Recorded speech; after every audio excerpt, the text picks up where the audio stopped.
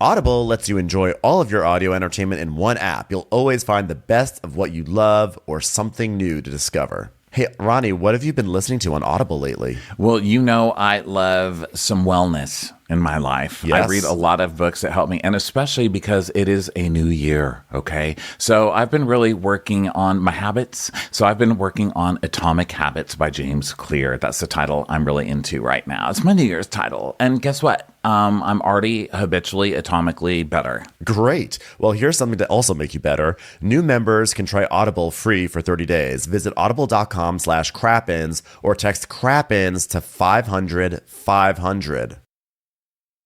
This episode is supported by FX's Feud, Capote versus the Swans. Inspired by actual events, the series tells the story of writer Truman Capote and the women he betrayed. The original housewives, they were society's most elite women, rich, glamorous socialites who defined a bygone era of high society New York. From creator Ryan Murphy, this drama series features an all-star cast, Including Naomi Watts, Demi Moore, Diane Lane, Molly Ringwald. Callista Flockhart, Chloe Sevigny, and Tom Hollander as Truman Capote. FX's Feud premieres January 31st on FX. Stream on Hulu. Wondery's new podcast, Dis and Tell, wades into the glorious mess of celebrity beef. Each episode explores a different iconic celebrity feud and asks, what does our obsession with these feuds say about us? Follow Dis and Tell wherever you get your podcasts. You can listen ad-free on the Amazon Music or Wondery app.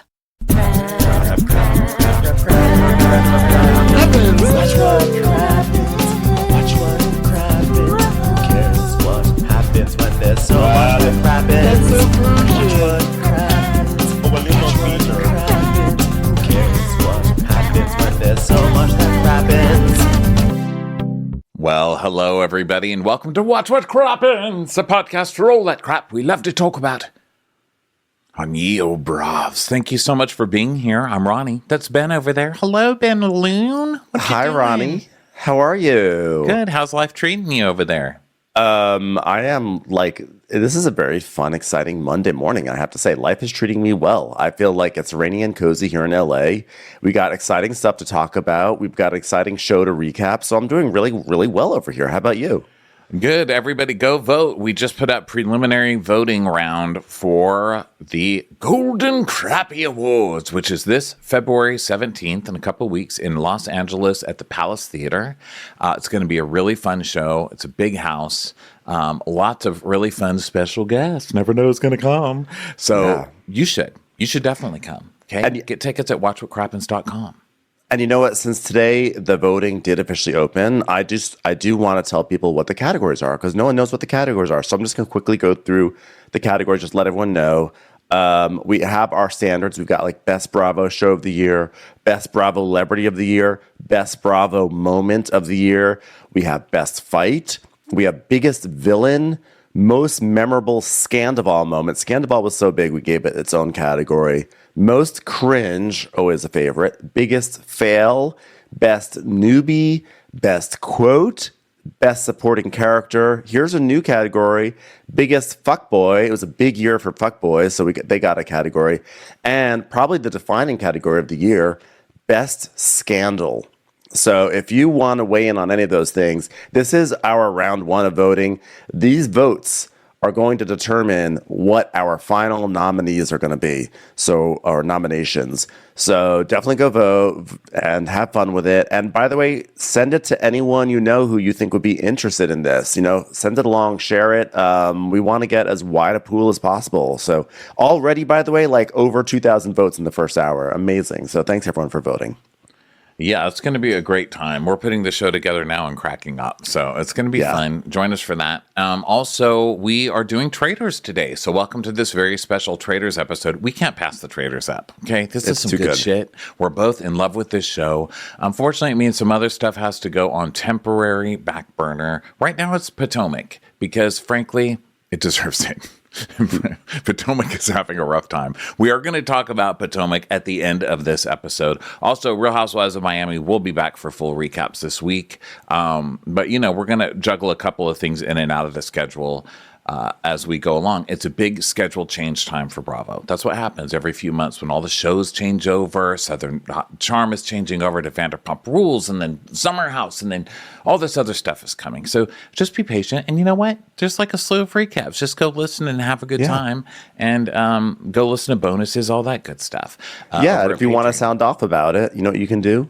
You can join in for Crappy Hour tonight, which is happening. You didn't mention it.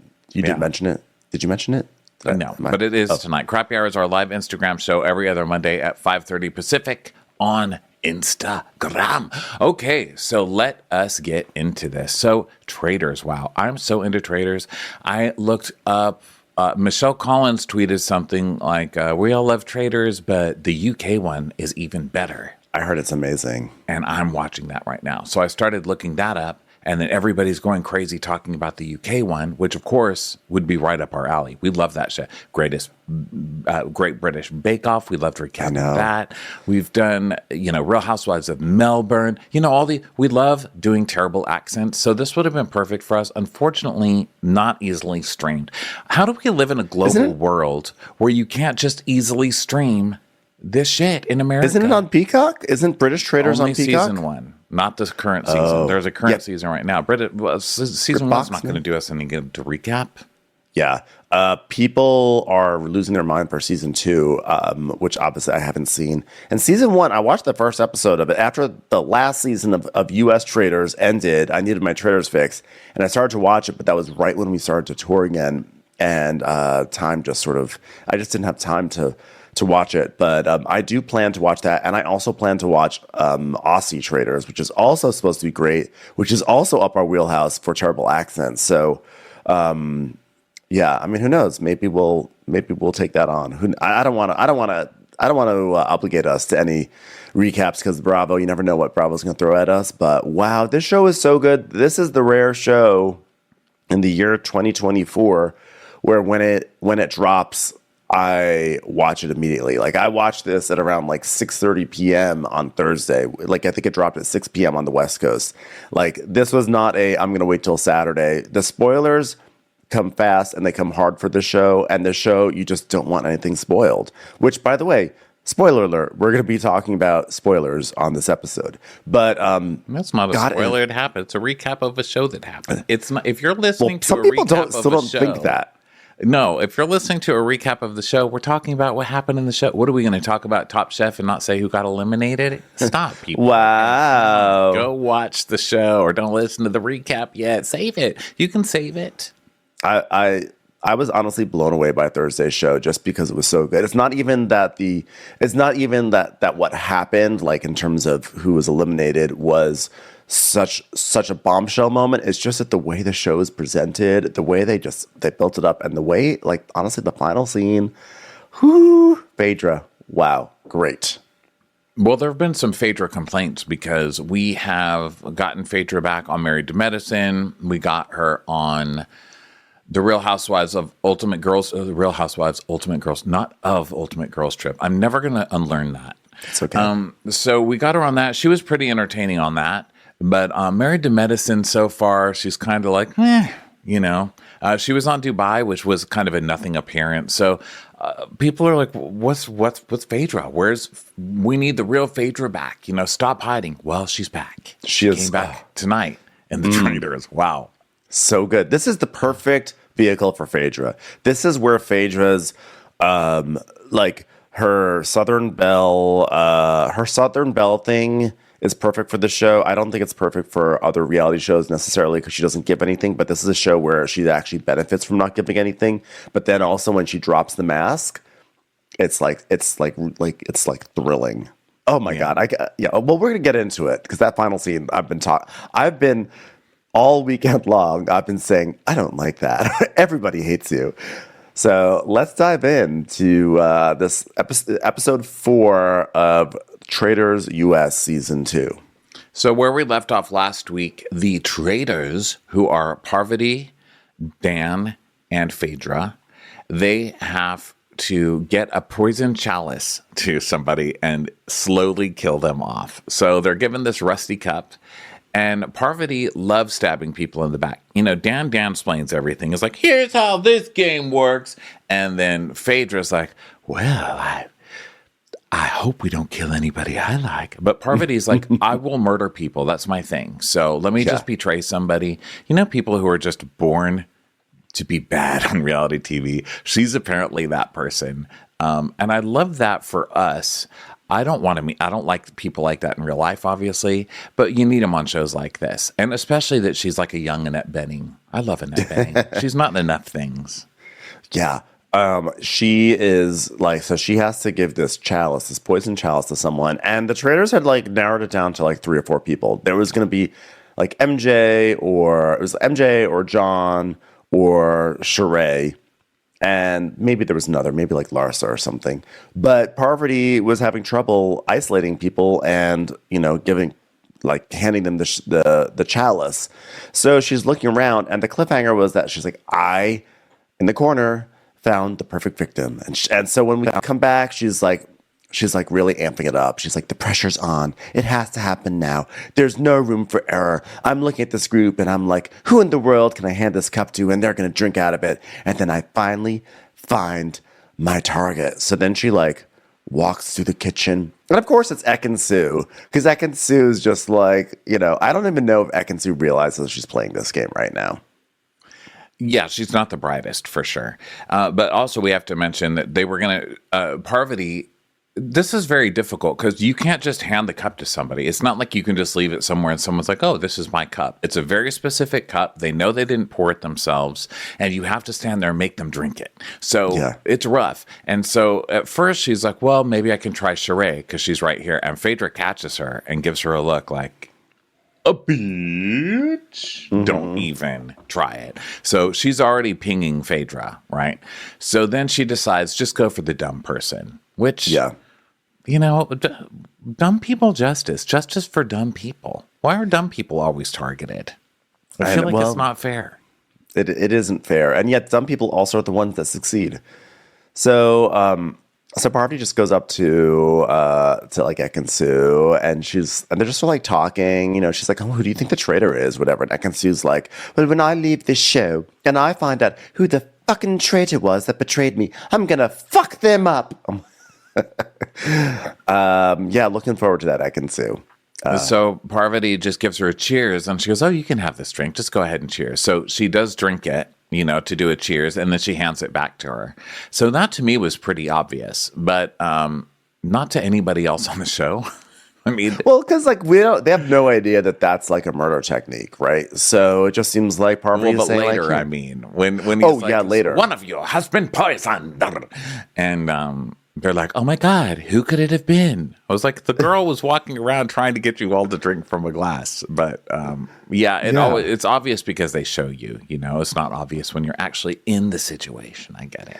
Yeah, maybe she was really drunk. But yeah, you're right. Like this, like, how do you not remember this moment? And Ekin-Su was like, oh, I love you. I would never think you're a traitor. And Parvati's like, I love you, as she's like actively eliminating her from the TV show. Yeah. So she's like, I just feel so bad about getting rid of her, but I just had to do it. That's just what you do on a show like this. So then Ekin-Su's like, guys, if I'm gone tonight, I love you all. Good night. I won't be, though. Surely I won't be.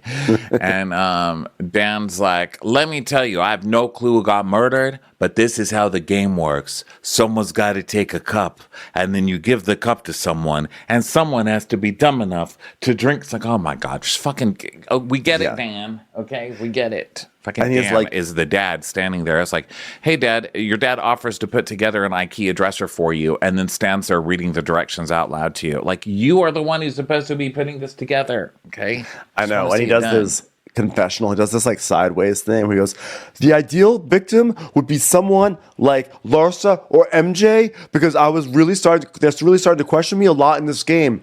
I'm like, that's the worst victim. What are you talking about? If someone's questioning you and then you eliminate them, do you know how guilty that makes you look? But then again, this cast, by the way, we really have not emphasized how dumb all these people are, because none of them are using any sort of logic to come to any conclusions. Every single week, it's like, I didn't like the way she looked at me. Like, no one is thinking, oh, this person would have acted this way if they were the traitor, or this person would have voted this way if they were the traitor. Like, no, literally no one is doing that. They don't look at who looks guilty and then go for that person. And I feel like there are people who should know better, like anybody with a dog, because I feel like Dan really gives that look, like when the dog poops in the house, and then you're like, did you poop in the house? And the dog looks at you like his tail's between his legs and he looks scared, like, oh God, I'm going to get told off. And Dan has that look through this whole game. He looks so guilty. He's not smooth at all. And nobody, well, MJ, I guess, guessed that it was Dan, but nobody else will even go with her once they hear his name. Also, one thing that they should be looking at is voting records, okay? Right now, I mean, we've definitely seen it in the past that traitors will vote out one of their own if one of their own is in trouble.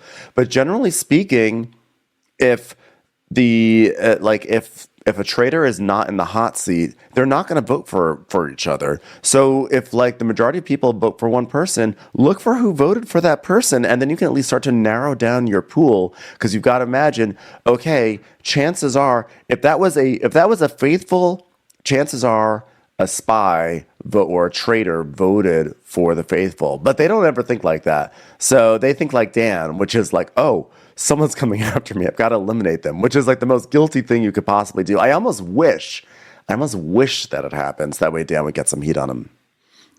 So Alan comes out in a ball gown, like Cinderella's godmother, as he does.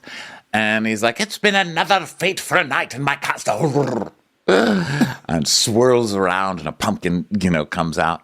And he tells us, like, Ekansu has been targeted by the Traitors' poison. But will it do his work? Come, let's do a challenge in the middle of the woods. That's creepy for no reason. Also, he also just casually mentions very quickly that Deontay has left the game. And then in exit interviews, Deontay apparently left because it was bringing him too much childhood trauma. Is that what he said? Yeah. Wow. Like too much like child, because probably because he participated in one witch hunt and he led another, and he cried. He was crying on the couch last week. They're like, "Are you okay?" He's like, "I can't do this. I just can't do it." I'm like, you beat people up for a living. I know. And people were noticing how savage it was that he's crying about sending people home, and it was Phaedra who's like dabbing his teardrops while she's the one who's been framing him or framing these people that he's been sending home. That's our girl. So Dan, Parvati, and Peter are the first three to breakfast. What will they have? A croissant? Let us see. What croissant will be eaten today by the traitors? A croissant of murder. So they are there first. Pan a murder hunt. Pan chocolate a murder. Please enjoy your stack of murder-encrusted pancakes.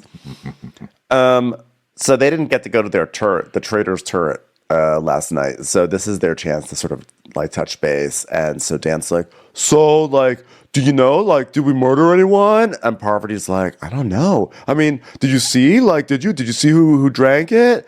And she's like, well, would anyone in this castle drink from Parvati's poison cup? I don't know, because she's not the most liked. But I don't know if this is Parvati saying this, actually. Maybe it was Phaedra who's saying this. It was Phaedra, yeah.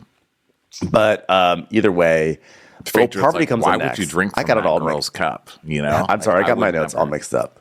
Sorry, it was Phaedra who was talking all this time, not Parvati. Now Parvati enters and she tells them like it was Ekansu. Yes. So they tell her, and they're like, "Oh my god!" So she's like, "Well, listen, guys, I had to throw a Hail Mary because no one was going to drink out of that rusty old cup. I just had to do it."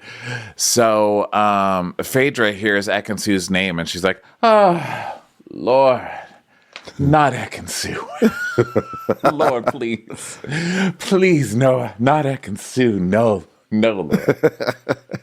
Parvati, which is, by the way, what a lot of Ekansu's castmates often said on Love Island. So Parvati is like, well, I'm sorry, like, she was the only person I could think of. I don't know, what about Trishelle? Trishelle was sitting there. Why didn't she take out Trishelle? I mean, I think we all would have enjoyed that. I mean, Trishelle needs to go, not only because of her, behavior in the first episode, did not love that, but also her hats. Like, just go. Yeah. You know what I mean? I feel like she's dressing like an American Girl doll. And it's just, it's triggering. Those dolls were always terrifying. My niece loved them and carried them around ever. My niece had one that was on crutches, had glasses. I mean, shit, she would have put braces on it if she could. Like, she found any malady to give this any visible malady to give this poor doll. I was like, this is like, what do you call it when you give your kids, you make up things for your kids, or you start giving your kids diseases on purpose? What is that called? Munchausen's by proxy. She was like a Munchausen's by proxy mother to an American Girl doll, and it disturbed me. I wanted to just rescue the doll, and that's kind of how I feel Trishelle is being. She's trying to dress like an American Girl doll, and it's making me project all of my American Girl doll fear onto her.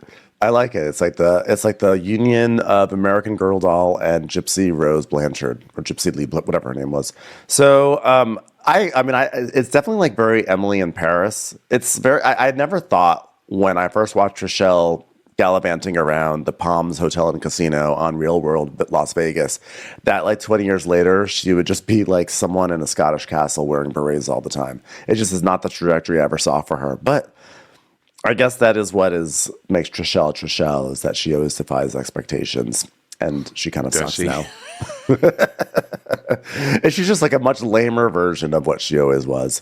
So, exactly. I was going to say, she doesn't really defy expectations. She's exactly who you thought she would be 20 years later. She's just in a different location than you could have guessed. Well, this wasn't invented back then, so. Yeah, I was excited when I saw that Trishelle was on the season. And then when I was thinking about it, I was like, why was I excited? It's not like Trishelle herself has ever been amazing. She's always been dumb as a rock and ridiculous and awful. And I was like, oh, that's why I always get excited by the name Trishelle. But I forgot that Trishelle herself actually brings very little to the table. And this show has really reminded me that. Yeah. It's time for a commercial. It's time for a Crappens commercial. A new year is a great time to grow your business, but if you're stuck in the trenches of daily tasks like managing order fulfillment, you're not able to focus on what really matters, increasing sales. ShipStation can help increase your profitability by automating your workflow and keeping costs down with industry-leading discounts. No matter where you sell or how you ship, your business can grow with ShipStation. The order details page easily automates shipping tasks and manage orders in one simple dashboard. Yeah, the order details page lets you quickly and easily update crucial order information and reduce errors. It's effortless integration everywhere you sell online, including Amazon, Etsy, eBay, Shopify, and more. ShipStation has enterprise solutions that reduce warehouse costs and improve profitability. ShipStation's robust automations and reporting make scaling easy. And as your business grows, you can save thousands on shipping costs. Over 130,000 companies have grown their e-commerce businesses with ShipStation, and 98% of companies that stick with ShipStation for a year become customers for life. Make this year your most profitable one yet with ShipStation. Use promo code Crappens today at ShipStation.com to sign up for your free 30-day trial. That's ShipStation.com, promo code Crappens. Attention shoppers, we now have taste in the bread aisle. Dave's Killer Bread. That's right, an organic bread that's no longer a snooze for your taste buds. Dave's Killer Bread is on a mission to make the most of the loaf, to rid the world of GMOs, high fructose corn syrup, and artificial ingredients, and plant the seeds of good in all that they bake. Killer taste, killer texture, and always organic. Dave's Killer Bread. Bread amplified. So Dan is like, this is a good thing for me long term. And she's like, sorry, guys, I didn't know what else to do. So now people start entering the breakfast room. Well, but also, by the way, Phaedra, the reason why Phaedra is fanning herself so much is because I guess Ekin-Su had come for Phaedra just a little bit. Not even that. It was that the night before, Phaedra had voted to get rid of Ekin-Su. So now Phaedra is paranoid that people are going to think that this was like Phaedra's like revenge strike. But that doesn't really even make sense. And again, no one's paying attention to voting records on this show, so it's not even a concern. And if you're a traitor and you try to vote out Ekin-Su at the round table, but then you kill her later on at night, that also doesn't quite make sense. So I kind of think Phaedra is in her own head on this one. So people start coming in, and just Janelle's like, I didn't even sleep, and I had a shield. So that's basically where I'm at right now. I mean, literally can't even sleep in this stupid fucking house. God, everyone's so stupid here. You know, I was kept up with the noise of people's stupidity swimming around my brain. I just went to bed thinking of all the stupid fucking people in this house. That's basically where I was last night. Yeah, I hate her. I love her disdain of everyone around her. That's like a very classic Janelle thing. She's just always hated all her castmates every single season of anything she's been on. She hates everything around her, which I really enjoy because I get it.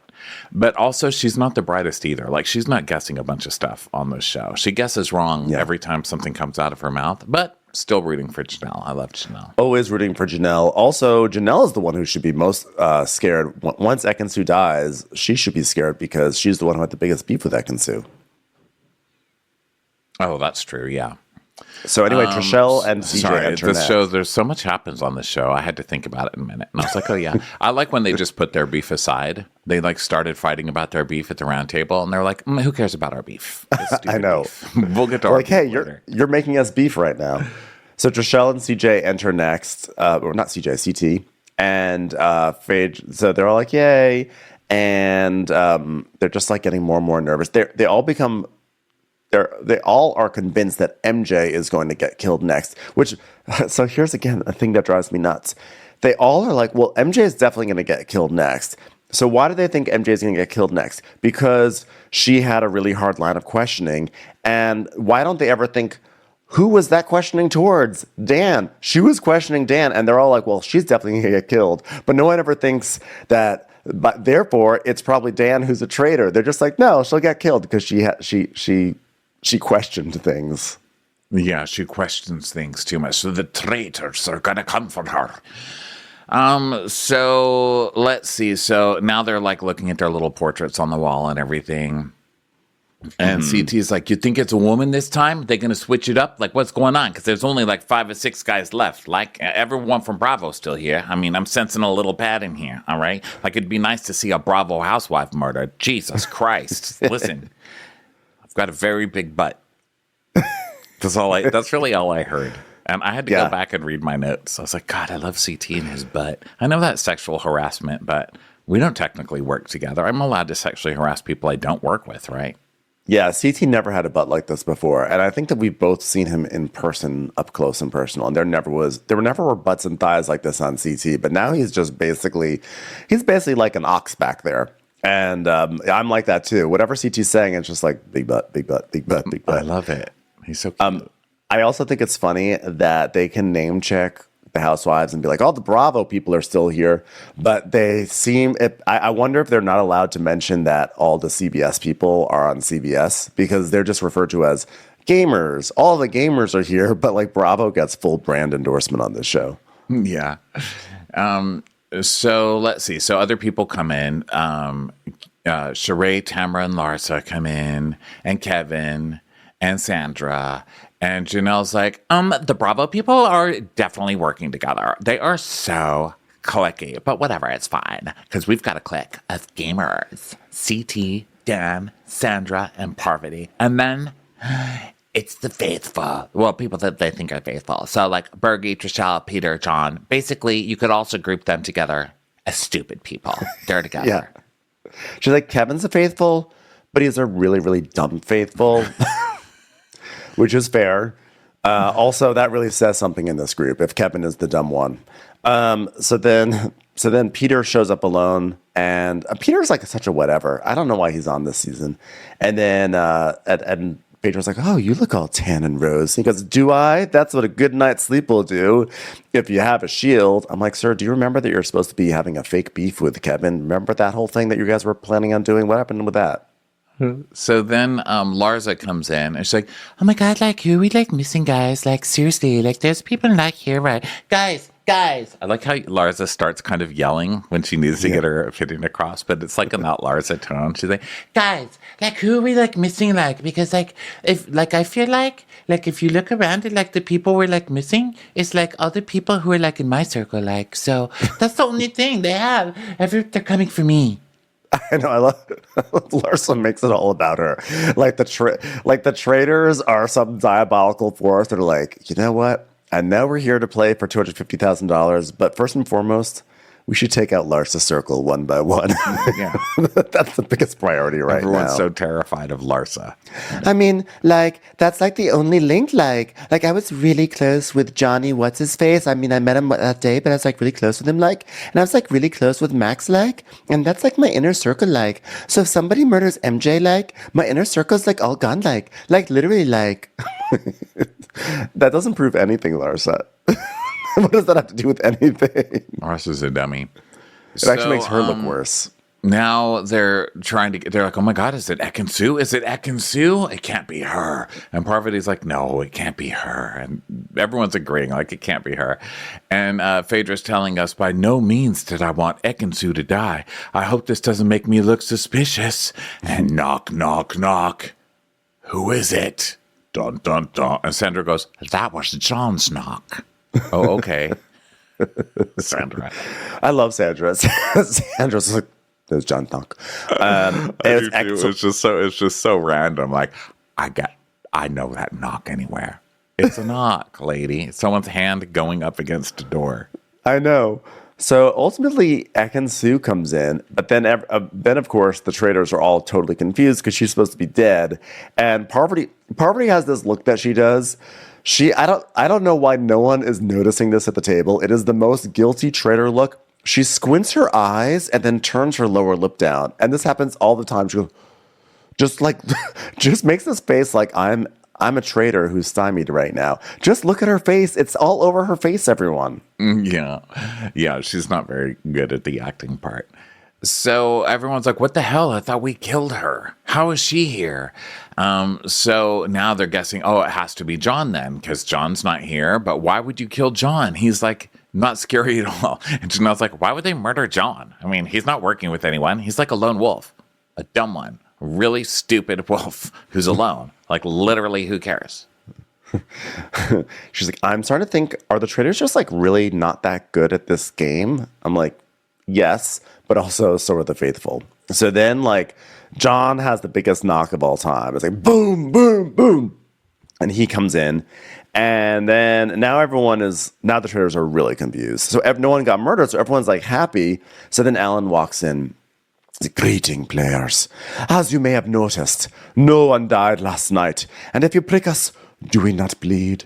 And if you tickle us, do we not laugh? And if you poison us, do we not die? Well, today, one of you will die. And they're like, no, the traitors have committed their murder in plain sight under your very noses. Whilst the poisoned player is still... Hold on, costume change. Do it. New ball gown. All right, now... the traitors. While the poisoned player is still at this table, we will decide in a very long challenge who the poisoned player really is. By the end of today's mission, you will be dead.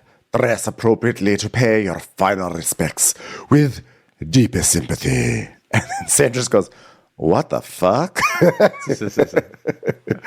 So, Ekin-Su's like, oh no, I don't like this whatsoever. Thankfully, I know exactly who the traitors are, and I know I'll be safe. So, they're all kind of like processing this information, and Parvati is like, oh fuck. Because she's like, I had a moment with Ekin-Su, and that was so obvious in plain view of multiple people, and I'm realizing, oh my God, the person that I poisoned, who I love, now is going to die in front of my face, and I pretend like I don't know anything about this.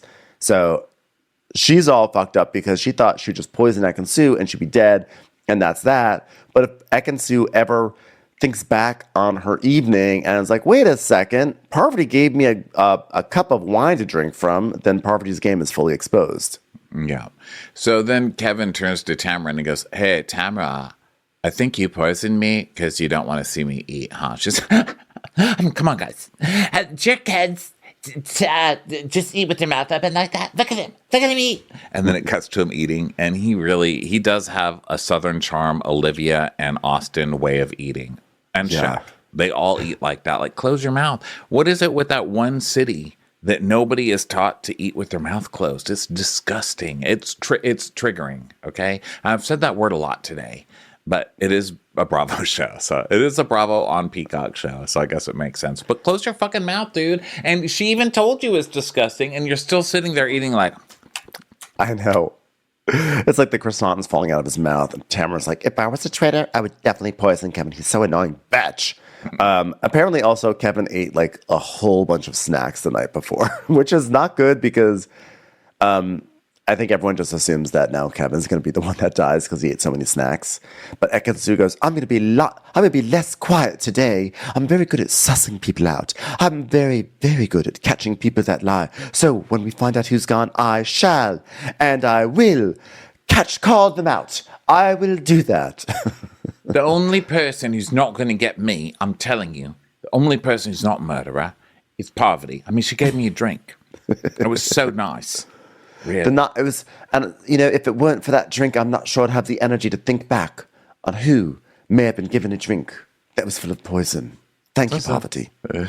So, they're talking about how Kevin eats with his mouth open still. And then we see Larsa. Okay, so Larsa is in like a library or whatever. She's with Ekin-Su and Sheree, and Kevin's, kind of behind them with his coffee. And she's like, guys, I can kind of tell you something. I feel like it's someone really strong who's leading the traitors, and people who are being murdered are strong people. So yeah, they're strong. 'Cause I'm not strong. I'm better in Destiny's Child. I'm not really a Beyonce okay. Yeah, I'm trusting my other housewives because we're in an industry where people are fake so I feel like the housewives are good at sniffing people out because that's kind of what we do You look like a bowling ball with a sock puppet stretched around it. Who are you calling fake? I know. Also, this is such an insight to the way Larsa works, where she's well, all the alphas are getting picked up, so it must be an alpha who feels so insecure about the other alphas that they want to get rid of them. Because that is probably how Larsa operates in her life. Whereas the truth is, it's probably a beta who is probably picking up the alphas because the alphas are more intimidating to him. Someone I don't know, Dan. Someone like Dan. Come on, people, put this together. Dan is an alpha, don't you think? He's acting like a beta. But Dan's like a quiet alpha. I think he's an alpha with scheming. But I think what Larsa is trying to say is Larsa is alpha in strength, in terms of winning money for challenges. Yeah. So then we see Tamara talking in a different room with Phaedra, Bergie, and John. And she's like, who's on my radar? Kevin. He's just so annoying. That guy's annoying. And I'm trying to think, why do I think that he's a traitor? Is it because he eats with his mouth open? Is that really why I think that? But that's it. Let's get rid of him just because how he eats. Hate that. I love Tamara building a case like this. He eats with his mouth open. He's a traitor. Because some other guy didn't carry an inhaler. I love Tamara's playing of this game. I actually am so behind Tamara in this game. I fully support her just because I love the idea of having a weekly witch hunt based off of really, really inconsequential elements. He eats with his mouth open, bitch. He put his elbows on the table. The first time it was I don't like how he breathes. And this one, I don't like how he eats. The next one, it's going to be he's knock-kneed. Get him. I don't like that he has his part to the left in his hair. Get him, bitch. So Dan's okay, but in this game, people they're supposed to be handing chocolates or whatever. So did anyone say here's a chocolate? Did anybody see a poisoning? I mean, was there anything weird? Because in this game, what you're supposed to do is really look at what's supposed to be weird, right? And Trishelle goes, y'all, I'm not kidding you. someone offered me wine when I walked in, and I just cannot remember. Y'all. Trishelle, just go through look at the photos and see what that does for you. So funny. Because then she gave the other person wine right in front of Trishelle. Wasn't Trishelle sitting there when she finally got Trishelle was right there. That's why I was like, she should have given it to Trishelle. I saw that beret bobbing around at the bottom of the frame, and I was like, please give it to Trishelle. Well, I think she tried to, but then Trishelle didn't take it, right? Probably. So anyway. Trichelle's like, did Peppermint touch that? I'm not going to touch it. So Trichelle's like, justice for Peppermint. Seriously, justice for Peppermint. So Janelle's like, Ekin-Su's the Black Widow's spider, you guys. And Trichelle's like, well, last night she was all, we need to get the traitors. We need to get the traitors. It's a tell when someone gets loud. Trishelle, you were literally the loudest person on the first episode going after Peppermint. And now Ekin-Su, because she said we need to get the traitors, is the bad guy. I was like, I literally can't. It's hilarious how bad they are at this. And Janelle agrees with her. She's like, you guys, it's like really bad acting. I mean, if they're acting like they're idiots, then it's good acting. But otherwise, terrible acting. I agree with her. I agree with Trishelle. Trishelle goes, it's overacting. It's overacting. You were crying at the round table after you led the charge against Peppermint. What are you talking about? It's overacting. So Janelle's like, yeah, I've never really trusted Ekin-Su.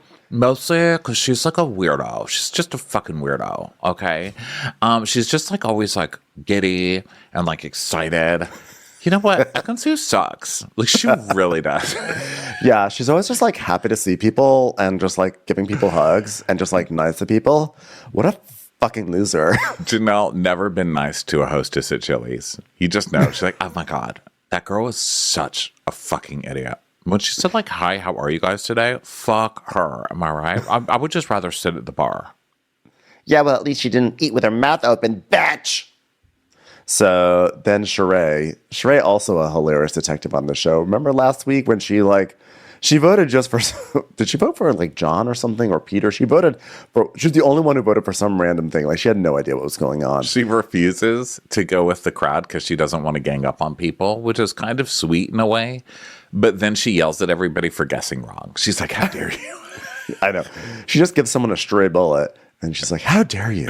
So she goes, so who do you guys think will be poisoned? And Kevin's like, anybody drinking alcohol probably got poisoned. And Ekin-Su goes, I did. I drank alcohol. Yeah, but like we all like guys, like I feel like we all like feel like alcohol like. Kevin goes, well, I didn't. And Garage says, yeah, but you ate the food. I know, because I got half of it all over my face when you were like chewing.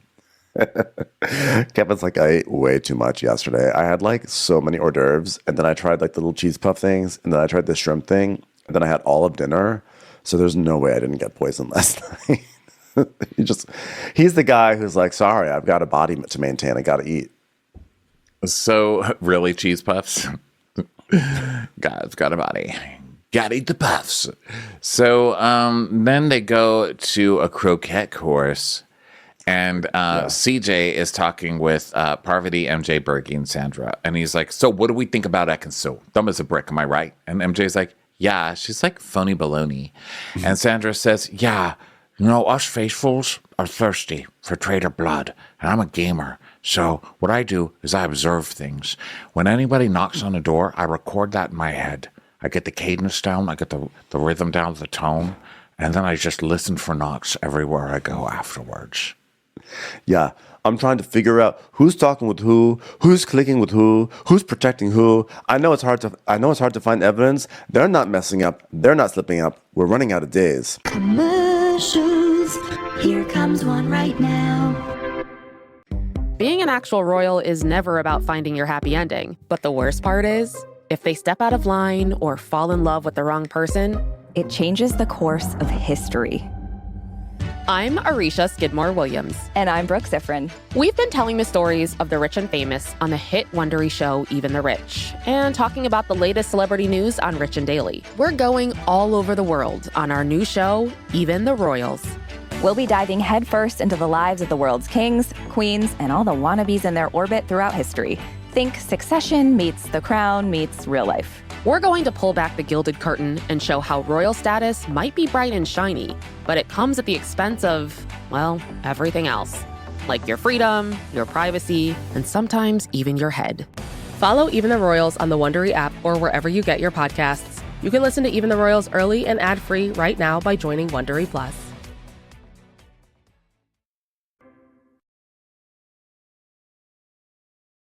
So Parvati and Dan, meanwhile, meet up, and Dan's like, Parv, everybody thinks Ekin-Su's the traitor. And Parvati's like, the suspicion's on Phaedra, though, because she was like the only one who voted for Ekin-Su. I guarantee literally not a single person has mentioned Phaedra's name. I don't know why they think this. So Dan's like, I don't want to be the first to shoot, but like, we got to give them some blood. You know what I mean? Before they target us, because I think she'll be the last one. And she's like, well, I mean, that clique, they're just so insulated. They've got Larsa, Sheree, Phaedra, Tamra. I mean, come on. He's like, yeah, I'm not trying to be shady, but also I'm thinking like, what if we get caught and she's not getting caught, So now they're going to try and already come for a traitor? I don't like that. Because they're playing a worse game. Yeah, I don't like that either. Yeah, they're going to get caught because they're playing a worse game. Also, the Housewives clique is no different than the CBS reality show clique. There's like nothing. And also, cliques don't really work in the same. This is not Big Brother or Survivor. I don't think cliques protect you in the same way in this game. So Parvati's like, oh my God, we have to take a shot, right? And Dan's like, I don't think I can win this game as a traitor alone. And it's a little scary to trust the Black Widow and Parvati, but I think that's my choice. I don't think I can win this game with Phaedra in the Traitors Conclave. What I'm working on is a great plan to use Parvati to take a shot at Phaedra when the time presents itself. Yeah, I think that they kind of have their old games still in their head. She's used to Survivor and he's used to Big Brother. And so they're always thinking of like the votes and like whose team you're on. And it just that's not how it works. And you're not working with all of the gamers, dum-dums. You're working alone. Phaedra's doing an excellent job. Even with her stray vote towards Ekin-Su, like that is... First of all, it's not putting any suspicion on her whatsoever, and it shouldn't put suspicion because why would a traitor make a public vote against someone and then if it doesn't go their way, then kill them later on? Like that is like the worst way to be a traitor. That is the most like why would you telegraph your actions if you're a traitor? You're trying to like fit in and be smooth and be hidden. Like the faithfuls are the ones who would vote in a way where they have no idea what's going on. Which, if anything, that's what Phaedra's vote looked like. So they are thinking about this so wrong, and it's great. But I hate that they are now deciding that they're going to go after Phaedra. Yeah. So now they go to the cemetery, okay? And the cemetery has 3 holes dug with crates. What do you call them when you're dead? Your coffin. Coffins. The coffins are in there, and they're open. And so 3 people are going to have to go in there, and then they're going to answer. Basically, they're going to have to answer questions. It's one of their creepy ass challenges. If you showed me a fucking coffin that I have to get in, no. Yeah, I'm not about that. And I love to lie down, but still. So the challenges on the show are always funny because they're so inconsequential and they don't really make sense in terms of like the larger gameplay, but they're fun. And this one, I thought this challenge was absolutely amazing just for how, like, it's the production design. I mean, Alan Cumming is in, like, a big black ball gown, essentially, with, like, an umbrella. And he's walking. He has, like, these black horses. It's a funeral procession. So they gather at the front of the castle. And the plan is...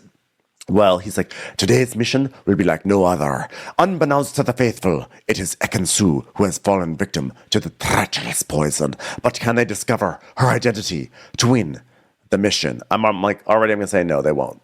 These people are all professional reality stars, and therefore not very bright people, and they absolutely will not figure out that it's Ekin-Su. Yeah. So he's like, let me remind you, the traitors among you know who's been poisoned. So look for some Emmy-worthy award acting, and not from me today. So Tamara's like, oh my God, this is the way I want to die. Just like a black carriage, horses to eat with your mouth closed. I mean, creepy people all in black. I love it. Yeah, this is like going to any one of Shannon's taco party nights. So Parvati's like, yeah, I'm gonna always gonna keep like thinking strategic to keep the suspicion off. But as a funeral, I'm sorry, Phaedra's saying this. As a funeral directress, I'm feeling right at home because this is my expertise. I love a good funeral. And Phaedra really does love a good funeral. I mean, she already had a pretty epic one on Married to Medicine this season. So the fact that she's already in another funeral scene so quickly after that is like really always just coming up with a new job. I was disappointed when she left Atlanta because I was like, does she still come up with a new job every season, a new industry to enter? Because that one is hilarious. And the fact that she's still a funeral director, probably money laundering, like, let's be honest. She's got to be doing something fishy with that, right? Because it's just too weird of a business. But then on Married to Medicine last night, she is now a Reiki healer as well. So that's her. Oh, no. I could not imagine Phaedra's a Reiki healer. Is she still doing donkey booty? That's what I want to know. I want all these professions to be woven into the Traitors this season. Like next year, the challenge is, so you will have to do a donkey booty video, and for everyone who is able to do a squat, you earn $20,000 for your team. Mm-hmm. So the first question, so they're asking questions basically. So he's like, okay, so the players that are safe right now are the ones that are born the same year as another person. And they cut to MJ, who's like not about to answer her year. She's like, oh, hell no. I'm not telling anybody my year. No, I will leave this reality show before I publicly announce how old I am. Which is funny. That was an ongoing thing on Shaw's The Sunset too, was MJ's age. So 4 people were born in 1974, Kevin, Dan, Larsa, and Sandra. I was surprised that Larsa was open about that. I thought Larsa would be like, yeah, 1983 over here. Yeah, 1983. Sandra was hilarious because she goes, I didn't think Larsa and I were the same age because she looks like, I mean, the girl's at least 10 to 12 years older than me, right? Oh, the way that I died when she said that. Oh, so great. So great. So now they're just like continuing to walk. And now the next station they get to, there's like a funeral choir.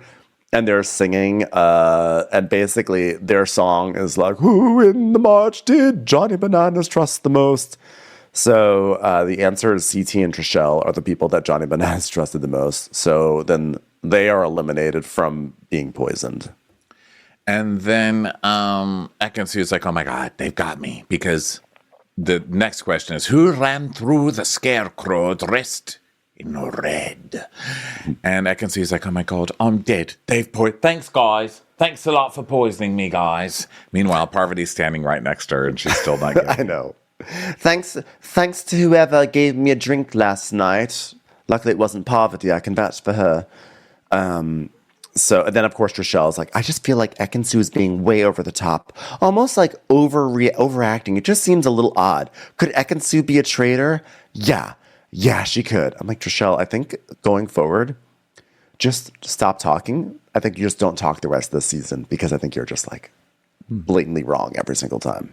So everybody thinks it's going to be MJ, right? And Janelle's like, yeah, they're definitely going to kill MJ. I mean, it wouldn't make sense to get rid of Ekansu because, like, she's useless. So why would you get rid of such a messy person? I mean, this is one place where idiots can thrive. So.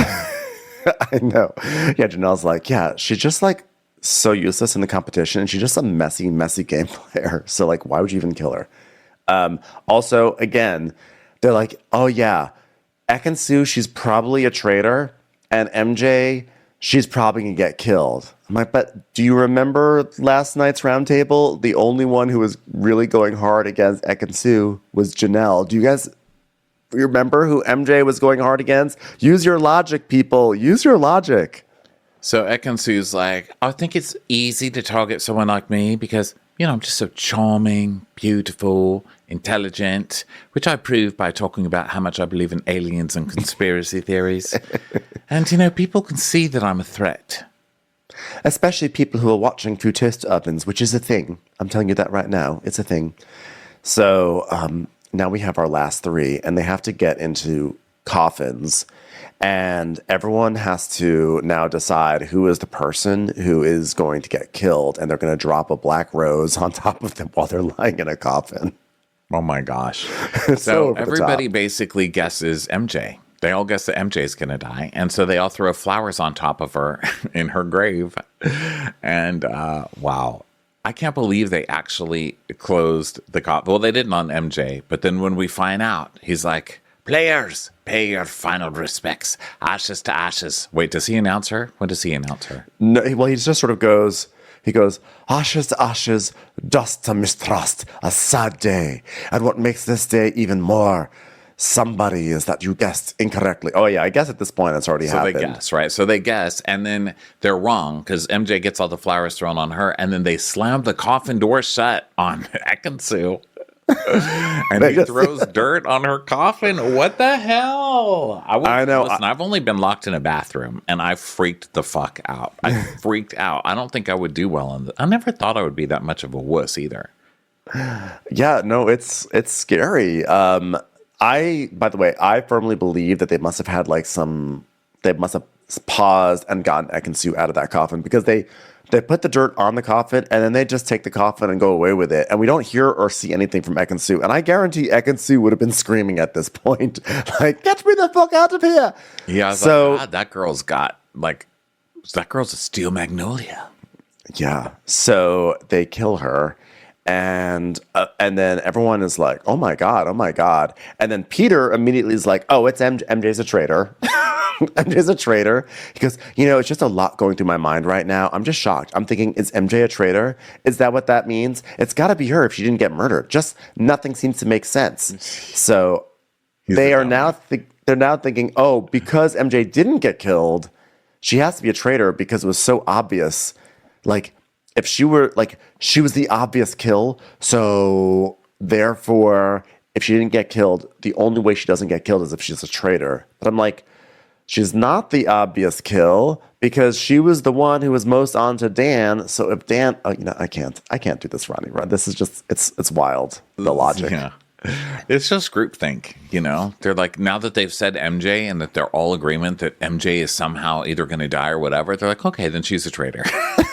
We've already said MJ a lot today. Let's just stick with that one. Yeah. So now they just fully believe that it's MJ. So then they just cart out Ekansu's coffin.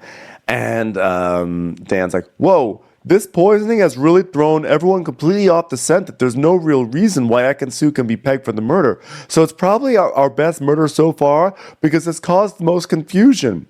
Yeah, it's your best murder, and it's also the only murder you guys didn't plan on doing. It was an accidental one, basically. So congratulations. Okay. Yeah. Guys, you know who it is? I feel like, I have to say it. It's the Alpha. Guys, it's the Alpha, guys. And Sandra's like, my strategy. So all the housewives are basically talking, right? And Sandra's like, my strategy at this point is to continue to be the housewives' best friend, making sure I'm good with everyone. And Larsa runs the housewives, point blank. But she's got a big mouth. She's very blunt. She's got to go. Yeah. And Larsa's like, what are we going to do? We're just going to get there. We're just going to get there. We're going to get to the round table and just kind of listen. So tonight, just listen which, is not going to happen. So then in another room, Janelle, Kevin, Parvati, and Bergie are talking. And Bergie's like, oh, wow, I was not expecting Ekansu to go today, and she's dead. And now I'm like, oh, wow, I know how to vote. What do I vote for? And Janelle's like, Bergie, what are you saying is going on with you? What are you trying to say here? I'm not saying anything at the round table tonight. I'm just going to listen. I'm going to listen to everyone tonight. So they're all going to just plan to listen tonight, which is funny because that literally no one's going to listen to anything anyone says. Yeah. And so Parvati is like, well, another thought I had about performing. Listen, those housewives perform every day on Housewives. We've got to get them. And Kevin's like, yeah, I agree. Larsa makes more sense from what I've been seeing. Let's get her. Parvati's like, yeah, because you remember, he said that we ate something or we drank something at breakfast. Larsa stood up at the end of the table and said, cheers. Cheers to Marcus. That means she was trying to get somebody to drink. That means wow. Parvati is literally giving away her own strategy, and still nobody gets it because that's what she did. She was like, "Cheers, everybody," and that's how she got what's her buzz to drink. Right? Did she start that? Cheers. She did, and it was just a Ekansu. She was like, "Cheers, Ekansu. Here, you can drink out of this, so you can participate in the cheers between the two of us." And Also, didn't Alan Cummings say that the poisoning happened last night? I could be wrong, but I think he said last night. So now everyone's like, oh yeah, Larsa did say cheers. I don't measure in days and nights. I measure by ball gowns that I was wearing. Pinstripes, sateen. Which was it, Pin? Janelle's like, I'm definitely leaning towards voting for Larsa. I mean, like, there are like alarm bells going off for me, and Larsa has been manipulating the housewives, and the faithfuls really need to band together instead of listening to what the traitors tell them. Also, I'm pretty sure she's 65, so she's lying on that front too. Also, I hate old people, so she's out. So then Janelle stands up, and so she goes to whisper to Sandra about thinking it's Larsa. Okay, so then they join up with MJ and Phaedra. So Larsa's like, okay, guys, like, it's an alpha male, guys. It's an alpha male, like. All we're looking for is, like, alpha males, okay? Because, like, do the numbers, you guys. Don't ask me to, please. You guys do them. I want to see what it's like. Numbers are, like, hard, like. I feel like a man's, like, easier for us to, like, get right now. And so Janelle's like, I think it's 2 men and 2 women. So now they're going to look at the board and narrow down their choices. But Janelle and Trishelle stay behind. So Sheree's like, oh my God, Larsa, what a lady. She's so classy.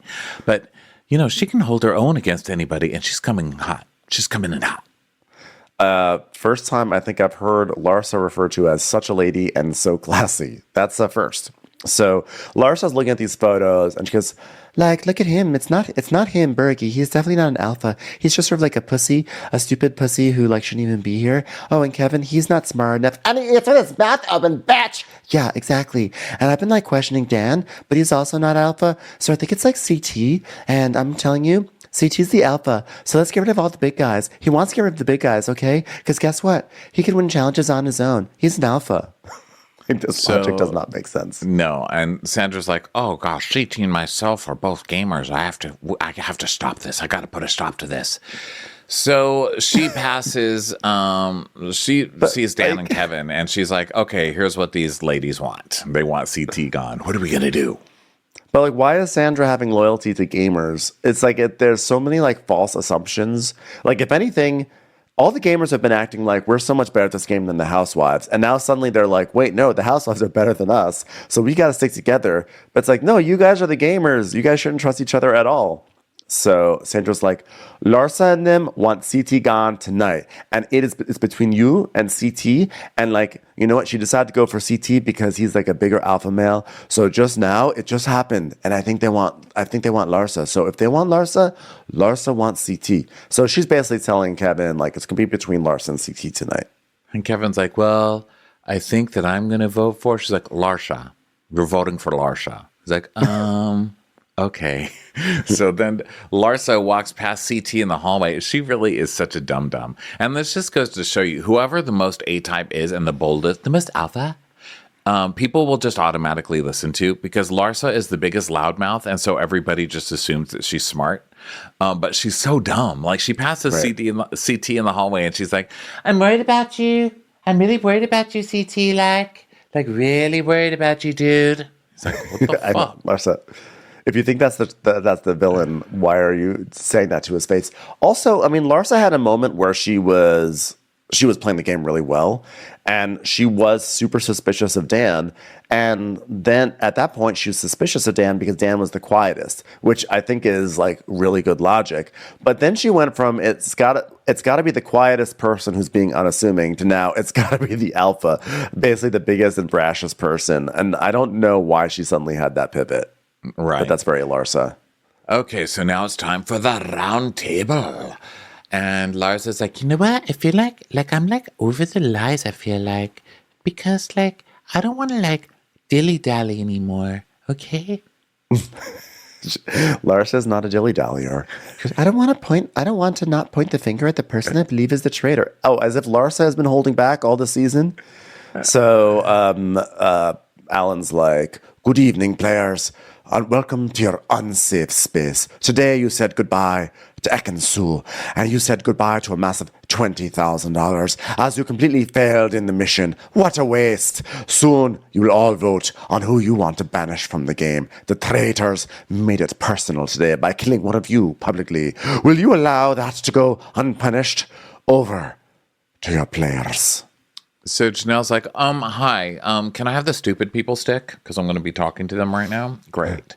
So, guys, look, we're looking for someone who is like poisoned. And yesterday, Larsa stood up and she gave a cheers to Marcus. So basically her, wow, I can't believe I've been talked into this stupid fucking theory as I call people stupid the entire show. Larsa goes, I cheers to everyone. Cheers to Marcus. Cheers to everyone. Janelle goes, I think your cheers is weird. Well, you're telling me that's weird? Cheers? I think you're weird. I died. Like, you're weird. Like, you know what? I think like how selfish you are is weird. Like you think I would ever murder my own boyfriend? Like, and Peter's like, guys, you know what? No one's gonna suspect you murdering Marcus, so it's like brilliant to do if you're a traitor, right? But all the guys that have been murdered are the big guys that we need. Dare I say it? Alpha's like, so who is the person that's doing this? Look at the profile. Another big guy that's murdering these people is doing it because he doesn't need them, like. Oh, geez. So now I gotta apologize for doing fucking squats? Geez, why does it gotta be a big guy? It's an alpha male, like. And like, I feel like you're the biggest alpha male at this table, like. And he's like, oh, Jesus. And Peter says, why take out Ekansu, though? And she's like, because they don't like neither, like, okay? Because, like, he's capable of being a traitor, like, 1,000%. Like he has people fooled, but he told me he's an actor, like, so it's him. Yeah, so you're good at that, like, because you had me fooled, like, do I think you're the head of the snake, like? Yes, like. So because CT doesn't need Ekansu, he drops her because he's such an alpha, which means that he doesn't need anyone. So it doesn't really narrow things down. No. Also, CT being an actor, it's one thing to say you're an actor. It's another to actually be a good actor, and based off of CT's IMDb listings, which I have to assume is like -3. I feel like his acting, I don't think acting is what CT is known for personally. No. And it's also any person who is a reality star is kind of an actor. I mean, they will tell you, like, I'm really here to do real acting. But like, reality's my survival gig, so. Yeah. And yeah, exactly. So CT is like, so how do you know I'm the head of the snake? She goes, because I know when you stand over there, you will say you're a traitor. My friend, you guys will all see. He's going to be the traitor. And he's like, well, I'm a faithful 2-2. Go Pats. So Kevin's like, I really don't like this alpha theory. And MJ goes, yeah, but like it would fit if it were you. And he goes, why? And she goes, because you consider yourself threatened by these alpha men that have been murdered. So like the stronger guys, the louder guys, you want to, you would. And he's like, but why would you think I'm so insecure that I feel threatened by another man? Like Kevin got really pissed off there. And she's like, I'm just saying if you were. He goes, so if I was a traitor, I'd get rid of you first because I find you highly annoying. What do you say? Yeah, he said, because I find you highly annoying, which is he's basically using the Tamara logic. Also, this is also, I think, a good vindication for Kevin because that is, again, terrible logic to get rid of someone if you're a traitor. I'm just gonna get rid of you because you're annoying. So Tamara's like, well, Kevin, today at the burial, in between your snacking, when you saw who it was, you just like overacted and like it just didn't look real to me. Also, you left half of your muffin on Ekansu's coffin, which I thought was really disgraceful. So this is when Parvati tries it. She's like, the performance aspect has been on my mind for a while, which is why I was thinking it might be Kevin, because he is an actor. But who has the capacity to perform the part? Actors and housewives, I think. The housewives. Now look, you can say a lot about housewives. We've met a lot of Real Housewives. They are themselves. I've not met one that has been different on the show than they are in real life. They're really that crazy. Just accept it. Okay? I mean, let's not forget Todd Tucker's The Pass starring Drew Sidora. Drew Sidora is an actual actress. And we saw her act in that. She's not a good actress, okay? Like the Housewives, if the Housewives could be good actresses, they would all be acting, but they can't. So they're on the Housewives, okay? And for someone to say the Housewives are great actresses, so I can make one guess that I'm sure is 100% correct, and that's more than I can say than for most people in this game, which is that Parvati has not seen Halloween. Okay? Because, wow. I mean, look, I'll allow a Lisa Rinna and an Eileen Davidson and a Garcelle Beauvais. I will allow that. But, pretty much from the non-Beverly Hills Housewives, I don't think we're not seeing Oscar-level quality acting from them. Mm-hmm. Okay, so they are talking about it, and Larsa's like, we don't act, my friend. We live our life like. We live our feels like our life like. Feels like. We do not act, my friend. What you see is us living our life, outing people's cancer, falling in love with our husband's co-worker's son, things like that. Like, that's not acting like. So Parvati's like, it's a performance as well. And then Pedro's like, don't come for the Housewives, honey. We are not a game, Parvati.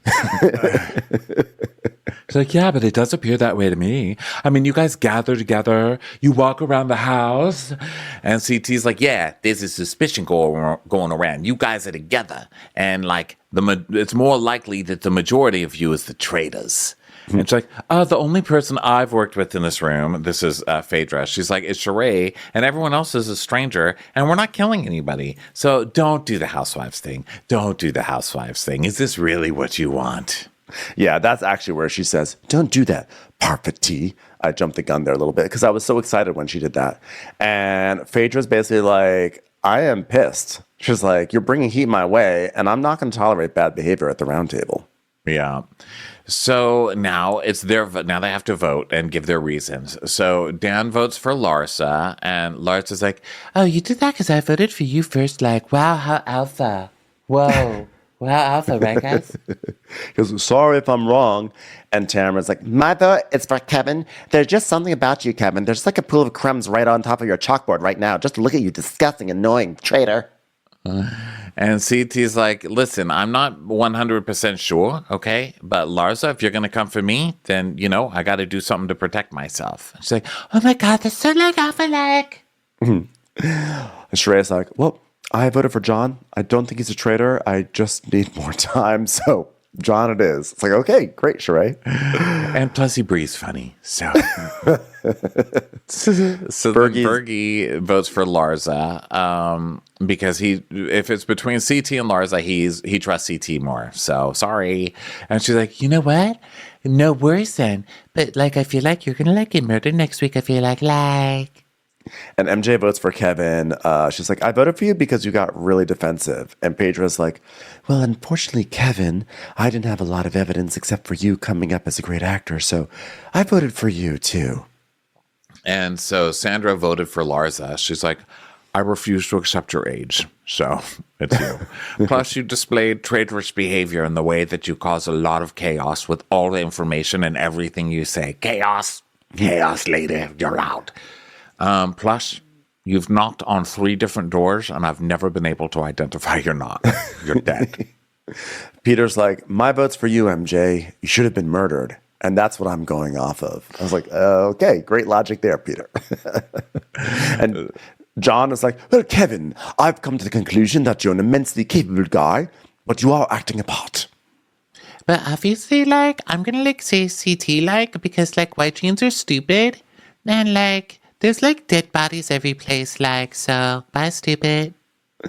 And Parvati votes for Larsa, and Kevin also votes for Larsa. He says, I think if anybody could ringlead, that's you. And for that, I have to say, I believe you're a traitor.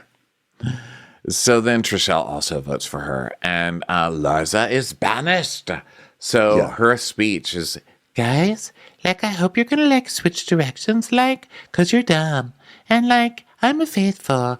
And guess what? I feel like I already knew that. Bye, stupids. Yeah. Phaedra goes, told ya. And Sheree's like, oh my gosh, don't act surprised. You guys are killing me. You guys are killing me. How come you all didn't vote with John for no reason? And Trishelle, of course, then Trishelle's like, I didn't even like my vote. She's suddenly acting like she was like forced to vote for Larsa. Yeah. So they're all upset, right? And Tamara's like, well, I guess The housewives should stick together then. Parvati threw something out there about the housewives banding together, and I'm like, you better watch yourself, bitch. So, and Phaedra's like, well, I wanted to vote for Parvati, but I didn't want to be like a mean vote. You know what I mean? But I'm like, don't do that. So Phaedra is furious. You can see she's furious because she's actually like a little rattled at the round table. Normally she's like very calm, but here she's like a little like, there's a different vibe about Phaedra that we haven't actually seen in a few years. So she is like, she's furious. So now Sheree is like, the gamers want to break up the housewives. We've got to get them. So then CT and Trishelle meet outside and they're talking about it. And he's like, okay, so the housewives have got the focus now, all right? And she's like, yeah, it has to be someone in that Bravo group. It's got to be a housewife for sure. Dun, dun, I mean, but like you look at the odds, it's like, yeah, one of them probably is a housewife, but also odds are there's some that are not housewives. This really doesn't like narrow anything down. So CT's no, because they're acting like they can all work as one big group. There's not that many traitors. You guys know there's not 5 traitors. You know what I mean? Like I know. So this just doesn't make any sense. If it is one of the housewives, they're going to be working against the other housewife. Although, I mean, I guess like the clique can still get rid of people. You know what I mean? So voting power does still matter, as we just saw, because one of the housewives got voted off. So. Right.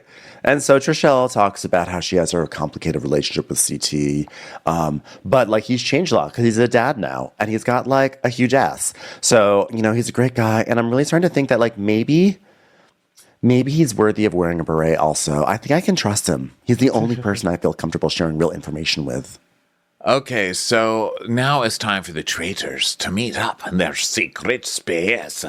So Parvati's like, I don't know if Phaedra's mad at me, but like she acted like she was, but I don't know if she's acting like she was or if she really was. So let's see, because it would be great if Phaedra was exposed. So they all come to the fire and Phaedra just takes off her hood and goes, that wasn't cool. For you to go in there and try to throw me under the bus. And so Dan's like, wait, what happened? But then when you do stuff like that, it brings attention to me. Like, oh, they work together. They're on the show. I'm like, are you kidding me? No one likes you, Parvati. Everyone says you're a traitor. Parvati's face is like... She's looking at Dan like she needs help from Dan, but Dan's just acting stupid, which is Dan's move. And Dan can't act stupid because he was literally there. So he's like, what? What did happen? What are you guys talking about? Do you guys want me to go over the rules of the game again? And Phaedra just lets her have it. And she's like, if you want to be in this game together, we can be. But if you don't want to play fair, we don't need to, you little fucking idiot. You'll have more problems with the faithfuls. What she did tonight was unacceptable, and I will not tolerate it at all. I'm playing very fair with you, so don't do that to me. And then she looks at Dan and goes, both of you. I was like, what? I love it. I love Dan thought Dan thought that this was Parvati was going to get all the heat. Because he basically, by the way, he set up Parvati, because like if there's an issue with Phaedra and Parvati, he's the one who actually winds up looking squeaky clean. But the fact that Phaedra knew and she looked at Dan and said, both of you, oh, so good. So she's got an uphill battle hill because it's 2 against 1. But I don't know. I believe she can do it. These people don't know. They're coming from the place where they think if they insult someone for being a housewife that they win, right? Like that's the most embarrassing thing you can be. It's like a real housewife. That is so stupid. We're like from Smart Games where you have to use your brain. We're not like housewives. You guys are such fucking morons. And one thing housewives are not is stupid. You have fucked with the wrong person. If anyone can manipulate everyone around you to get them to turn against you, it's a real housewife. Have you lost your damn minds?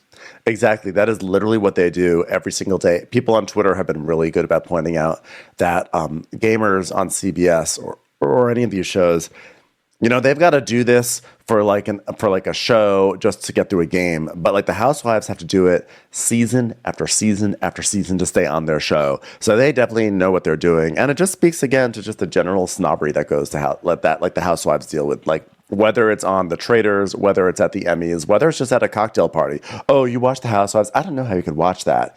The Housewives deal with shit all the time, and it's time they got their proper respect. And if Phaedra winds up going home because of this bullshit, I will be so mad because she's playing a great game. And Dan and Parvati did not need to make this strike this early. This is totally unnecessary. But it is. Well, they're going to hang themselves with the needing to be gamers and like showing off that they can play games and make big moves. And this particular game is not about that, you dummies. And it's way too early. And you should know from being in your own seasons that making big moves this early, those people always go home. You know, so I'm hoping that it works out that they get their asses kicked off, because you never know. And also those games, the gamer games, so much of those are based on luck, and people get credit for things like Dan. Yeah. I will especially give credit because he really was going to get kicked off when he did that Dan's funeral thing. Like, he really did save his own ass. He made a good play there. I'm not going to say they don't make any moves, but for the most part, Big Brother is a carnival game. I mean, yeah, you hold on to a hot dog, longest, and you get immunity, and you last another episode, Right. And so there is some skill in the manipulation, and obviously that plays one part of it. But they're acting like, oh, they're so smart because you're from Big Brother. You literally can only be cast on Big Brother if you're a fucking moron. They don't cast smart people on Big Brother. That's the point. Yeah, the other thing is I really want Phaedra to persevere, just for everyone on Twitter's sake, because last week after the first 3 episodes dropped, at the end of episode 3, MJ and Larsa were on to Dan. And so everyone on Twitter was like, Dan thinks he's playing such a good job, but Larsa is running circles around him. And people weren't actually even paying attention to MJ that much. Everyone was like, all the memes were like how Larsa's an idiot on Real Housewives of Miami, but then on the Traitors, she's amazing at it. And wow, Larsa's gonna Dan has no idea what he's going up with Larsa. And then this episode, Larsa is a disaster and gets voted off. So but now everyone's saying like, oh, they've activated Phaedra. You better watch out because you don't even know what an activated Phaedra can do. Look at what happened with Apollo and the other lady. You don't even know. So I really hope, I don't want Twitter to be proven wrong twice. I want us to be right. I want us to be like, yeah, you've activated Phaedra, and I want us to be right about that. I don't want Phaedra to go home next week.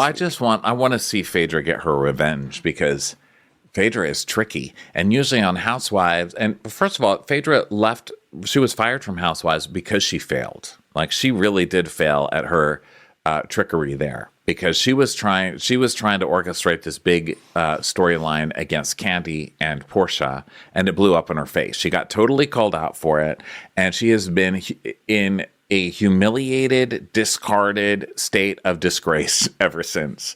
So this is Phaedra coming back. So it's her big redemption arc, but also we get to see what she's doing, because a lot of times on Housewives, they hide their hands, and here you're going to get to see her get her revenge on these people and work her magic. So I'm hoping she at least stays long enough. Also, I voted for her for the win. So, for selfish reasons, I want her here. But I also just want to see her work her manipulation magic against all these idiots. She's more fun to watch manipulate than Dan. It is fun to watch Dan manipulate. Parvati, I think, is fun to watch manipulate, to be honest. But Phaedra, I love watching her manipulate in this situation. And honestly, I've watched her final monologue on this episode so many times.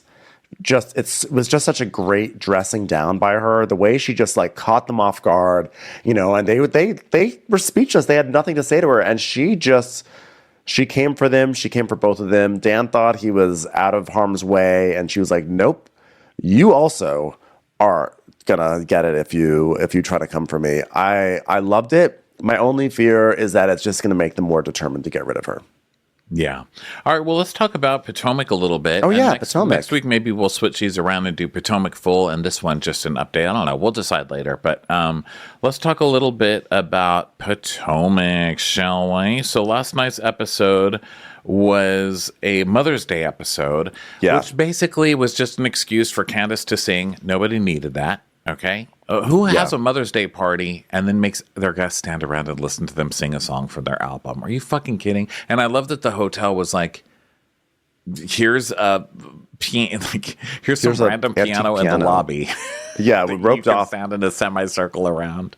Yeah, being played by non-Baptiste. And so basically they're all there. It was a very mothers and daughters episode. You know, there was a scene of Karen and her daughter, Raven, and Raven was giving advice to Grace before she goes off to college. Raven, by the way, has become very, like, she's broken the trend of children of Real Housewives who speak like they've had lobotomies. She every child of every Real Housewife of all time is like, "Hi, how's it going?" Which makes sense because their parents are like usually so alpha that there's like no room for them, so they barely talk. But Raven has like a whole like made for TV personality now. She's like, you know, she's very bubbly. She's like, "Oh, let me tell you about college. It is so fun. Like here's the real tea about what happens when you go to school." And that was like surprising to me that Raven had so much personality. She's like, I'm an influencer now, so. Yeah. So we saw that, and then Candiace's mom. Candiace. Their whole thing. Let's see, what did they do? They were talking about kind of having a baby or whatever. I mean, really, the meat of this episode, the Mother's Day thing was cute, I guess, but it was like Candiace's showcase, and then it was a showcase for perfumes. Yeah, it was what was that about? Was it Karen's? It wasn't Karen's perfume specifically, was it? No, it was like this whole brunch was somehow like I guess it's Candiace working with a perfumery, or the perfumery was sponsoring this brunch or something like that. But Karen was obviously feeling a little insecure about her. So like at any given moment, she was like, "Well, it's so wonderful that you know, to have a fellow person in the fragrance space. Mine's been around for 5 years, and we've been in Bloomingdale's, and we just got into the last Radio Shack remaining in America. It's in Idaho. So if you go there, you can get a Tandy computer and La Dame fragrance. It's really quite an accomplishment for us." Yeah, so every time someone talked about fragrance, she was like, "Well, La Dame, Bloomies." That whole thing was kind of awkward. And guess what else? When I'm eating brunch, one of the things I specifically don't want is to be surrounded by people who've just sprayed themselves with perfume. Okay? Yeah. That's a lot. Can I just eat in peace? So they do that. There's not very much drama. The meat of this episode really came with Robyn and Candiace finally getting to talk at the end. Oh my gosh, these two. So Candiace did her typical, well, I would like to give you the opportunity to tell me why you are so mad at me. Have you noticed that Candiace is like playing a game show in every diary room she does? She's just trying to come up with words. The whole diary room session for Candiace this season is, you have asked me things and I don't. What is she doing? Why is she looking around trying to come up with things to say the whole time? It's bizarre. I know. So she and Robyn meet at this strange little bakery kind of place. And she's like, "My goal today is just to listen to what you have to say." So Robyn's like, "Okay, well, you know, I think that if I'm not going to throw my husband under the bus for no reason. So if no one brings it up, I'm not going to just enter that piece of information onto a show." And Candiace is like, "Yeah, but we're filming a TV show about our lives." She goes, "Yeah, but oh, really? Where's Chris? Because he's not really around." Exactly. Notice that he's not filming a TV show. So, I mean, I actually, believe it or not, I actually I actually did. I don't know if I'm contradicting myself in the past, but in this case, when I watched it this time, I was like, you know, Robyn has a point. Juan did something stupid and shady and probably cheated on me, but I got over it. Why should I enter that into evidence if no one's asking about it? And I know what you're going to say, which is that she came for yada so and so, which is true. But if people don't bring it up, there's no reason for Robyn to volunteer it. Why the hell would she bring it up? Yeah. That would just so, be I mean, stupid. It felt hypocritical to us because she was going so hard for, you know, other people, like Karen, when she has her own skeletons in the closet, which is probably what I think Candiace should have brought up. But I think Robyn was justified in saying, like, I didn't want to bring it up because then, like, I'm over it. I decided to move on. I've decided, like, I'm okay with this. But then, you know, you bring it up and then everyone else will just, like, come at me for this for the rest of my life. So I was mad that then you went onto social media and you went on to, like, every single platform and you came hard for me. And, like, what friend wouldn't like, I mean, why would I be like chill with that? Well, I like it because Candiace does this thing where she's like, what? Why would you be mad at me, not anybody else? Why is it always me who gets in trouble? Well, okay. From an audience perspective, of course, it looked like Robyn was just standing up for you the whole season against Giselle because she was trying to protect. She wanted somebody on her side when this news possibly came out about Juan, because she told us, I think at the reunion, she told the audience, or Andy or whoever, she's like, well, I assumed Karen was going to bring this up all season, and she didn't. So I was just waiting for Karen to bring. So she knew it was coming. So from an audience standpoint, it looks like, oh, okay, well, she was just kind of using Candiace to be there to stand up for her at the end. Okay, so Robyn sucks. So I stand by that Robyn sucks. And I think that she probably was doing that. But from a friend perspective, from a Robyn perspective, why would she tell on herself if she didn't have to? That's your all's fault for not solving the mystery. It was right there. And it's Karen's fault for not bringing it up. And why wouldn't she be pissed at you for going on podcasts and blogs calling her a fraud? And then we see the the tweets pop up of what Candiace was saying about her, and they're horrible. You know, Candiace really does have a vicious acid tongue when she gets pissed off on social media. We all know that. And they were horrible. Of course she's going to be mad at you. So why are you acting like you have no idea why she would be mad at you? And if anything, Candiace is like, but you never told me you were pissed. Like that. So Candiace is saying, I'm justified because you just didn't tell me you were pissed. I'm like, Candiace, you don't have to be told. Also, if someone is not, when you text them and say, are you mad at me? And they don't respond, that is the response right there. So you were actually told, you idiot. So then, but then Robyn's like, and furthermore, my second point is that I didn't like that you said that I had some sort of conspiracy with Giselle and Ashley.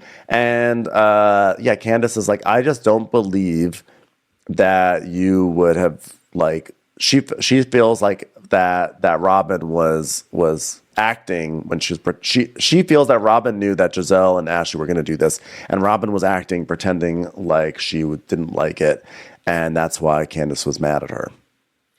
Yeah, I think they both have kind of points here because, of course, those girls all work together. We know that they do. So I think those girls standing by Giselle at all is reason enough to be mad at them, because that was not cool what Giselle did at all. So Candiace thinks that Robyn knew what Giselle was going to do, and then Robyn pretended to be against Giselle and not pretend to be not grossed out, but pretend to feel like disagree with Giselle in this situation. What did Candiace think Robyn's endgame was for disagreeing with Giselle publicly? Like, if according to Candiace, she could say, I don't always agree with Giselle because everyone's always accusing me of just being Giselle's lackey, and I don't always agree with her. On this, I disagree. And also, when the stuff comes out about Juan, you'll stick up for me because you know what it's like having your husband attacked because your husband is being attacked. Mm-hmm. I mean, right. I think that's the end. Why wasn't Candiace just before I forget to tell you, Robyn did know this. Well, she didn't know specifically it was going to come up, but she knew about Giselle, what Giselle's accusations were, because Giselle had told her after that night, like, he came to my room to talk to me, or my dressing room, whatever it was. My glam team wasn't there. I felt uncomfortable, blah, blah, blah. So she already knew that was said. And does Giselle ever keep anything off camera? I don't think she ever has. So she knew it was an opportunity. So Candiace did not suspect this of Robyn.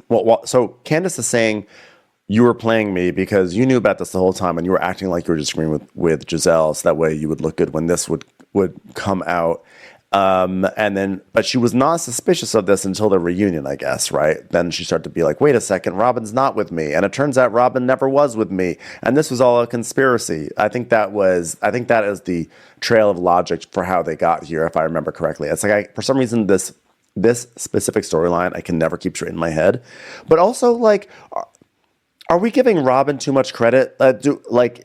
Is Robyn capable of pulling off some sort of conspiratorial scheme like this? I kind of don't think she can. I feel like this is a little too high level for her. On Robyn's end, I think it's just her being like, well, Candiace is going to be upset because they're coming for her husband this season, and they're going to be coming for my husband too. So if I band together with her, I can have somebody on my side to fight for our husbands. I don't think it was like a huge conspiracy. I just think even that I don't know if Robyn can pull off. I don't know. Like, I just don't think that Robyn thinks that far ahead. I think Robyn, if there's anything she loves to do, she loves to point that finger. And if there's like a situation where someone is acting sketchy in a hotel room and she believes it, I feel like Robyn's like, yeah, you were doing that. I feel like she cannot resist that. That is like her candy. So there's part of me that, I don't know. I feel like Robyn I don't think that Robyn even thinks on a level of like, oh, my shit with Juan's about to come out, so let me get an ally ahead of time through Candiace, because she already has an ally with Giselle and Ashley, so she doesn't need Candiace. So I don't know. I don't know if I think that Robyn can even think on that level. That they were going to be coming for her husband that season, but also beyond her just wanting an alibi so she's nice to Candiace. Even if that's untrue, I mean, the truth is still there, which is she probably just didn't believe what Giselle was saying. I mean, what she said made sense last year and they showed a clip of it last night when she was saying, "Look, he didn't threaten her. The door was open.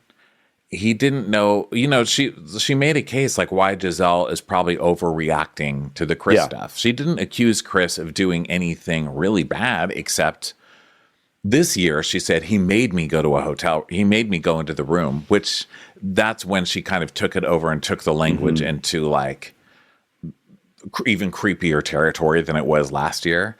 But yeah. Yeah, I'm with you on this on what you're saying here, because I actually feel like where the Juan stuff does inflect it is that it's not so much. I don't believe, like seems like Candiace is saying, I don't believe that Robyn was doing all this stuff in anticipation of Juan being outed, but I think that Robyn had this POV of being against Giselle because I think Robyn had to sort of take, like, I think that Robyn is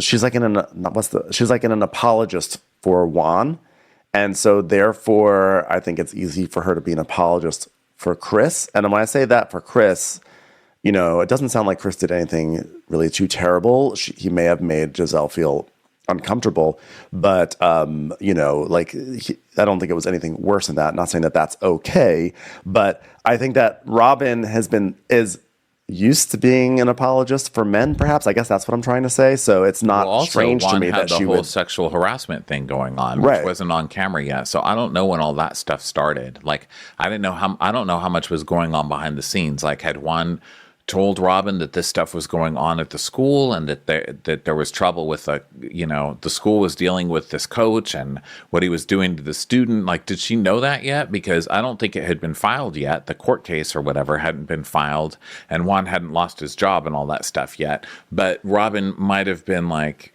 I'm particularly sensitive to men being or like men being like falsely accused in her mind. But also we brought up Candiace, how Candiace acts like she does all this stuff and says all this stuff about Robyn, and then it's like, why would you be mad at me? Yeah. But Robyn is not innocent in that area either. Robyn has her own podcast that she goes on and trashes them and Chris and the husband and all of this other stuff. So it's pretty ridiculous. I mean, I like at least that Robyn's not fake here. She's just like, why would I not be pissed at you? You're an asshole.